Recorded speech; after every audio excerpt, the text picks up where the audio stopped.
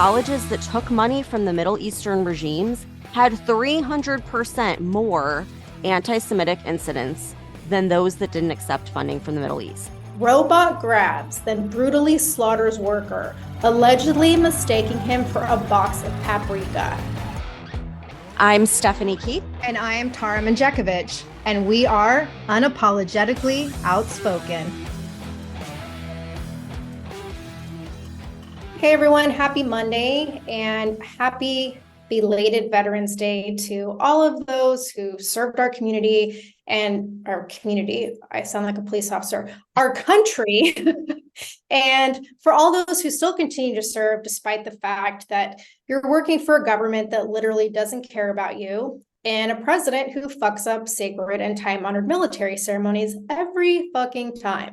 So Stephanie, I don't know if you saw the footage this weekend. Biden was laying a wreath at the tomb of the unknown soldiers on Saturday at the Arlington National Cemetery.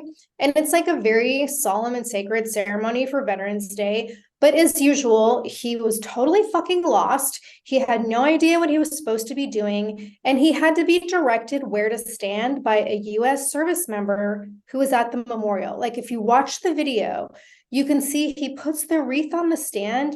And then he just kind of gets this blank look and he turns around and he clearly doesn't know what he's supposed to do next or where he's supposed to go. And this service member literally has to direct him to go stand next to Kamala. Like, it's just beyond embarrassing at this point. And I feel bad for every member of the military, former and current, and for the families of all those who sacrificed their lives for our country, that you and your ceremonies are constantly being disrespected by our bumbling, geriatric, senile, fucktard president. Well, nothing's worse than when he was checking his watch when the 13 service members were, coming back to America from Afghanistan. Like, this guy just screws up every ceremony. Yeah, it's just so fucking disrespectful. And like, speaking of him and government nonsense and not giving a fuck about America, like last week we talked about how the new House Speaker Mike Johnson wants to use the money from the Inflation Reduction Act that was supposed to go to hiring the 87,000 new IRS agents, and how he wants to give that 14 billion or 14.5, whatever it is, billion in aid to Israel. And like we talked about this, there's been bipartisan agreement in Congress on providing aid to Israel. And it's clear Biden's in support of this because he's the one who asked for this money in the first place. And he's remained pretty firm in his stance to support Israel. But apparently that support is suddenly contingent on, surprise, surprise, money going to Ukraine. So I read an article in the Washington Examiner that came out, I think Friday, and it was talking about how Biden and several Senate Democrats are now refusing to go forward with this $14 billion aid to Israel that Biden asked the House to pass. And the reason is because they didn't approve the $61 billion that he asked for in assistance to Ukraine, and he wants them funded at the same time. And we talked also last week about how Mike Johnson wants to combine funding for Ukraine with funding for the US border wall. And again, totally reasonable, and I'm on board with that.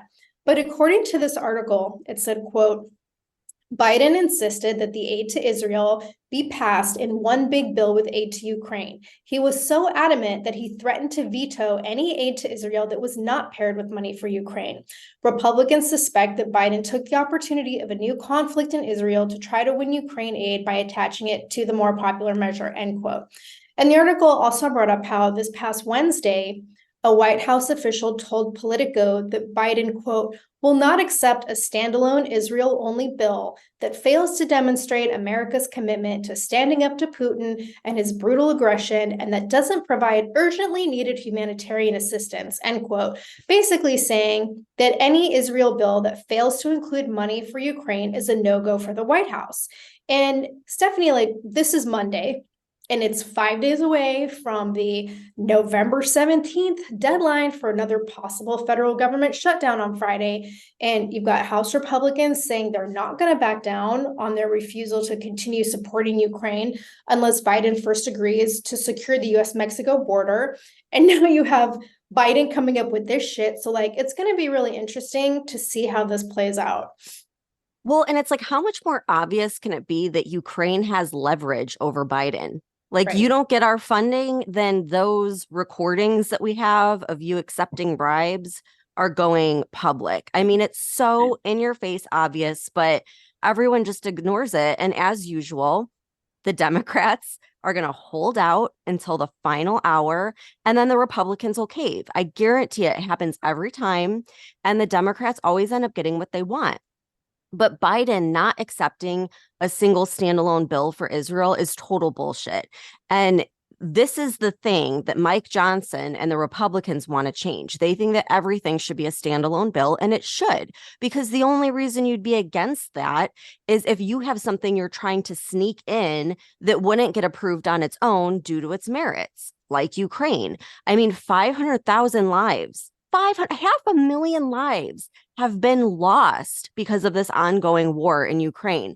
And it's time to like accept, like, they lost, save our resources for the very likely scenario of World War III breaking out, which, I mean, it's pretty much unfolding right in front of us. But speaking of Israel, I wanted to talk about something that I heard the other day on the Daily Wire, because I think this sheds a light on like how deep these foreign issues go within our country and with everything we talked about, last week. So the Daily Wire podcast discussed a report from the Network Contagion Research Institute. And this report found that there is a direct correlation between foreign funding and anti-Semitism, suppression of speech, and anti-American sentiment on campuses across the United States. They also found a direct correlation between anti-Semitism and funding from Middle Eastern regimes.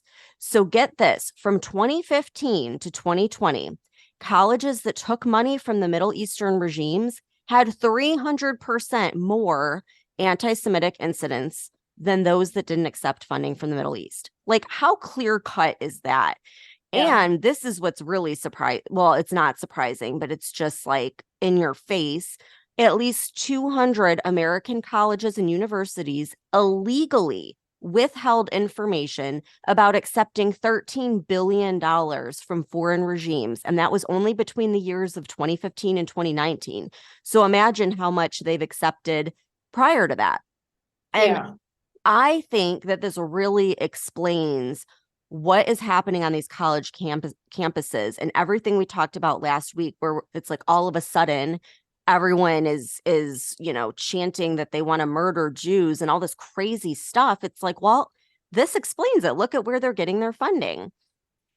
And that's not the only thing that came forward. So remember last week how we talked about Congresswoman Rashida Tlaib getting censured because she was chanting, from the river to the sea, which clearly means ending Jewish people in Israel.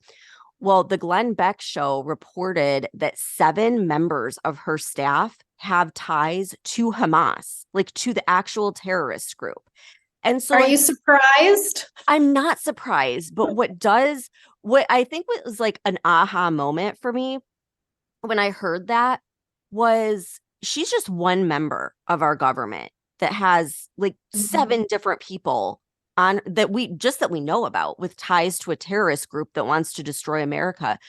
Imagine how many other government officials and staff have ties to various terrorist groups or ties to, our adversaries like China. Like, clearly we know they've infiltrated the universities. Well, guess where all these elites went? They went to these universities, politicians, people at every level of government, but also people at every level of the economy, like the elites that run the country, the banking system, Wall Street, or, these mega corporations.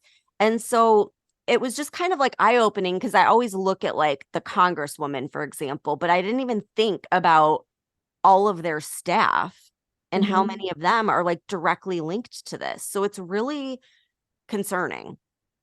Yeah, and that's why I'm curious to see if more Jewish people in power, like those that have the money, Are they going to stand up and start speaking out? Because like we've talked about before, they run Hollywood, they're prominent in the banking industry, all these high-level professional fields in politics, and they have a lot of control when it comes to where the money goes, especially with colleges and universities. So I don't know if you saw this, but I was happy to see an article that more than 1,600 Jewish Harvard alumni are threatening to withdraw their donations if Harvard doesn't take action to address all this anti-Semitism on campus.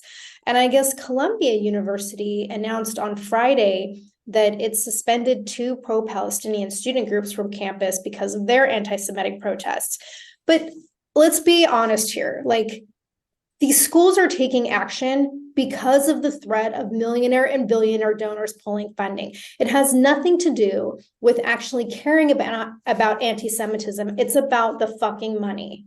Yeah. And it might be canceling a protest or this or that, but it doesn't target the main issue of the indoctrination that's so embedded in the curriculum and in the staff at these universities that are basically like brainwashing young people to come out with a very specific view. Yeah. And it's just like, I'm so curious to see how this transpires. If they actually do pull funding, are these empty threats, or are they actually going to follow through with this shit? Because these are out of control. You know what's really interesting that I didn't realize because I wasn't born at the time, but during World War II and Hitler's reign and like everything that he was doing, the New York Times, among like all the other major publications, they denied it. They were saying there is nothing happening over there. And there were a lot of pro-Nazi journalists. And when you look side by side with the pro-Palestinians and like denying the October 7th massacre and all these things, it's so similar to what happened with the Nazis. And so it'll be interesting to see moving forward, like if these people are going to be called out on it, if these newspapers will ever like admit that they were wrong. Like, I don't know. It's scary how eerily similar the events are. Yeah. And if we didn't have basically social media and the internet, we wouldn't know what the fuck would be going on anyway. Right. So yeah. But let's talk more about our idiot president. So this week, he's going to be meeting with none other than Xi Jinping on Wednesday in San Francisco. And I guess this is going to be like only the second time that they've met in person during Biden's presidency. And Stephanie, like, do you think that Gavin Newsom, the dictator of California, aka upcoming presidential nominee that refuses to admit he's actually prepping for the presidency, who spent a week in China a couple weeks ago, on his presidential campaign.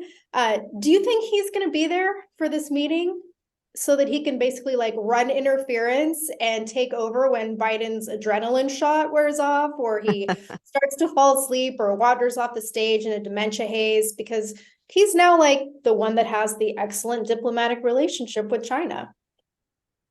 I would assume he probably will be there, or this just came to mind. Maybe that whole trip to China was like the real negotiations. And then this trip is just all for face so that the American public, thinks that Biden is still actually in control. But like, they're definitely going to run Newsom. I have no doubt. And I think that this will be part of it. It'll be what he runs on. Is they'll say he has like great foreign relationships or some bullshit like that to make it a reason for why they're going to choose another white guy. Yeah, well, like we've said, they can't fucking give it to Kamala. But here's what's on tap for the meeting. So White House officials are basically saying that Biden's going to try to assure Xi Jinping that we're not supporting Taiwan's independence. And the focus is going to be on, maintaining this status quo of ensuring peace and stability. But we're also going to assert our dominant stance about our concerns over the CCP's, quote, unprecedented, dangerous, and provocative military actions around Taiwan. And I guess President Biden is going to ask Xi Jinping to limit the CCP's growing support for Iran, North Korea, and Russia. And I'm sure that's going to go well. And then he's also determined to reestablish military communication between the US and China. And we've talked about this on more than one episode, I think. But the CCP has basically been snubbing our military for the past 2 years and refusing to engage in any talks with our military leaders. And yet the White House seems to think that this is going to be a productive meeting, and they're so confident in their approach and our position as a, leader of the world going into these talks. And like, what do you think? Like, do you think this is going to be a productive meeting that's going to open the doors to a better relationship with China? Fuck no. And they don't either. They're behind the scenes. They're all having like panic attacks right now because they know he's going to fuck it up. I mean, Biden can barely keep his eyes open. And every single time he opens his mouth, it's a catastrophe. Like, at the very least, I'm sure he's going to offend the Chinese somehow. But like, I'm more worried that this meeting is going to be kind of like a test of like China deciding if it's the right time to invade Taiwan, because I don't know, like, I just can't see them waiting around knowing full well that Trump very well may be the president again pretty soon here. And like, I have zero hope that anything good is going to come from this. Like, I don't think that Biden is going to help the situation. I think he's a walking, bumbling disaster that has done nothing but destroy this country. So I don't, unfortunately, think that anything good will come from it. Yeah, it's interesting that you brought up, China invading Taiwan, because Rebecca Koffler, she's a strategic military analyst and a former senior official at the Defense Intelligence Agency. And she seems to think that our current situation with spreading our military resources thin while we're supporting wars in both Ukraine and Israel is basically opening the door for China to act on its ambitions to take over Taiwan. And because we're stretched so thin, we're not going to be able to do anything about it. So she did an interview with Fox News, and she stated, quote, "Given that Washington is now preoccupied with 2 wars already, this will probably drive a change in Xi Jinping's calculus. He may assess that it's a good time to initiate offensive operations against Taiwan because the US is spread too thin, not only military capability wise, but also attention wise," end quote. Koffler also talked about the United States' lack of ability to react makes this growing instability more dangerous because we're not prepared for war with one of the world's greatest powers. And she said, we're not prepared for a multi-front war, a 2-front war, or even a 1-front war, if that were to happen between the US and, quote, a near peer competitor, which is a designation that the Pentagon has assigned to Russia and China. And she basically said that even though we've historically been the best warfighting force in military history, clearly we're not anymore. And she described us as currently, quote, entirely incompetent strategically, end quote. And I can't say incompetent in like every way you can possibly come up with. I mean, and it's true. We've used so much of our stockpile on Ukraine, as well as, Israel now. Like, we are going to be thin, and China knows it. They know that we're not going to have the manpower, the resources, or the funding to protect Taiwan. And let's not forget that China is patient. Like, we've talked before about how they've been playing the long game with their men infiltrating the US for decades now. We know that they've taken advantage of the wide open border. And then, the situation of us funding 2 wars and having a weak president, like, you better believe they're going to take advantage of that. And let's not forget too, BRICS. What is BRICS? It's Russia, it's China, it's Iran. They're all going to band together. And think about it from their perspective. Like, this is their opportunity to make their currency the world dominant currency.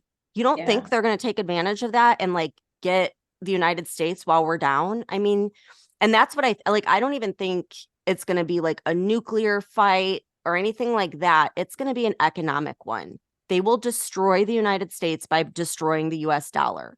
And that's what I think is going to happen.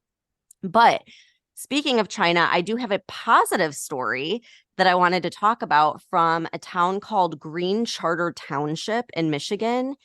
This town all got together and they ousted their entire township board because the board approved a China-owned battery plant to open up in the town. And the people were outraged, and they used this as like an opportunity to organize and kick out all of the board members. So I wanted to bring it up because we always like feel so hopeless. Like, what are we going to do about it? But I think that this just goes to show, like, don't just complain about it. Like, even if you're in a small town like this one, you can get together and organize and do something about it. And like, change is possible. And the best thing we can do is focus that time and that energy at the local level. And if we all did that in our local communities, like, imagine how many things we could get done. So I thought it was a refreshing, positive story for once about China. And I love your positive attitude. It's so inspiring. And I truly love that they did this. And I just hope it's not too late because, as you just said, China's basically infiltrated the US already. And as awesome as this is, we may be too far gone. But I totally almost forgot to mention this. Did you see there was a Washington Post report, and they basically said that Ukraine was involved in sabotaging the Nord Stream pipeline. And the report was about a senior military officer named Roman Chervinsky. And they're saying that he's allegedly responsible for coordinating the sabotage operation because he was in charge of logistics and support for this 6-person team that like carried out the attack and planted the explosive charges on the pipeline. And it was saying they used like a sailboat operating under a false identity to do this whole thing. And the report also alleges that Chervinsky took his orders from General Valery Zaluzny. Zaluzny, I'm not sure, who's Ukraine's highest ranking military officer. You would think that now that I'm starting to learn Czech that I'd be able to pronounce this stuff better, but I'm not there yet. This is a hard language. Oh my God. I don't know about Ukrainian, but Czech is a very hard language, a whole other story.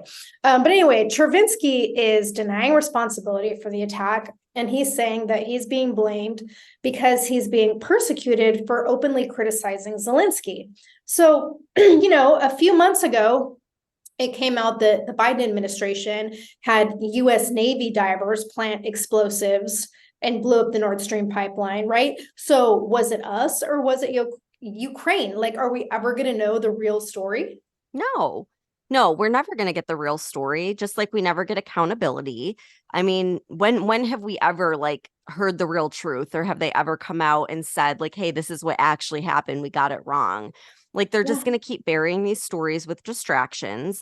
And there's a lot of distractions right now. Like, notice how we haven't heard a peep about Maui or really anything for that matter ever since this war broke out with Israel. Like, it's a huge distraction.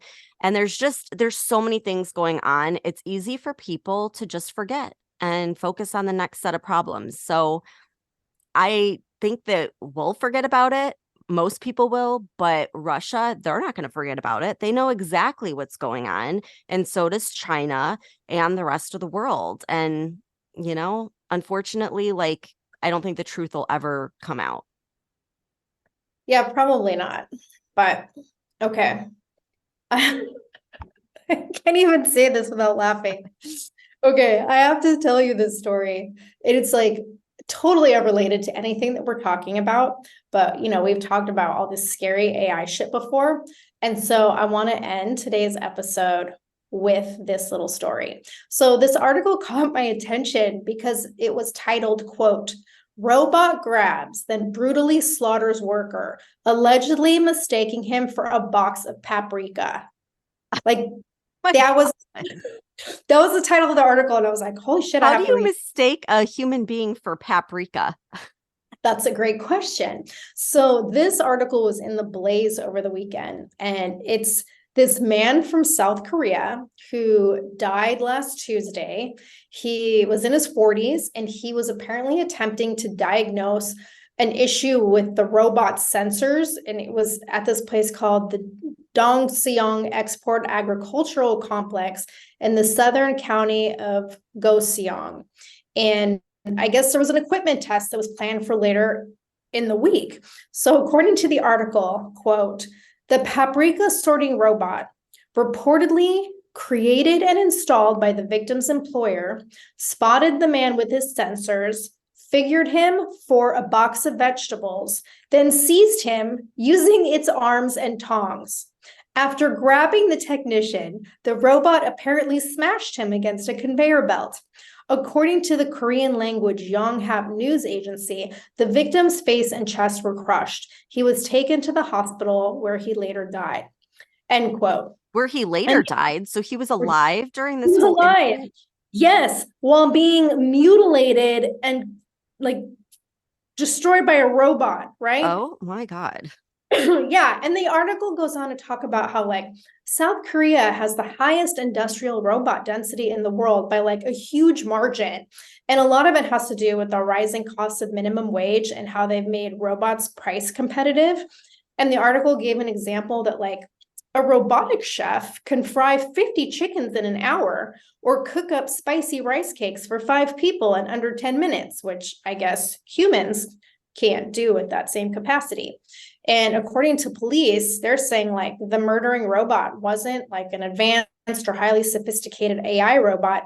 And they're suggesting that the robot might have snatched up the man because he possibly had like a box of paprika in his hand. But either way, like, I know I was laughing in the beginning, but it's a very tragic story and it's very disturbing. And it's like yet another warning of the dangers of robots and AI. Yeah. Like, I feel like a new fear just unlocked in me. Like, this reminds me of something you'd see on an episode of Black Mirror. Like, Yeah. just, I think I'm gonna have nightmares from that. And then it's like, okay, so this guy was killed, but then is anyone gonna be held accountable? Because it was a robot. Like, Yeah. does the guy who made the robot, like, is he accountable? Like, because this could totally be a way that people like murder someone if you just set a robot to go do it. Like, what the hell? Like, this is so creepy. And if this is a robot that's not even like one with the advanced knowledge, Yeah. and it's doing this, like it's the whole thing. Robots freak me out, and this whole AI shit freaks me out. And like, I don't want to go to a restaurant where a robot's fucking cooking up my chicken. No, I don't think they should be making robots or like make them small. Why are we making big robots? Like, that is just asking for like the Terminator to happen. So weird. Oh my gosh. Okay, well, that's gonna stick with me now. Thanks for unleashing that fear. Happy Monday. Oh man, yeah, we need to do like a whole episode on AI again, because I'm sure that we could dig up a ton of crazy stories like that. Oh, I guarantee it. Yeah. Oh my gosh. All right. Well, thank you everyone for tuning in. I'm sure everyone's totally freaked out now, but at the same time, it's going to be an interesting story you could go tell your friends this week. So everyone have a great week, and we'll see you back here on Wednesday. If you're sick of all the crazy shit going on in our country and you want to express your support and patriotism for the show, head on over to our Etsy store at UO Patriot Chicks and check out our new stickers. The link can also be found on our website. If you love the show and you want exclusive episodes, support the podcast and join the conversation by becoming a member of our Patreon community. We'll be posting weekly member-only podcast episodes and content that isn't available on the weekly podcast. Every Patreon member will also get a free Unapologetically Outspoken sticker and updates about our new sticker release before they're made public. And be sure to follow us on TikTok at Unapologetically Outspoken. And if you haven't done so already, please rate and review the podcast. The more you support us, the more people we can reach. So help us spread the word.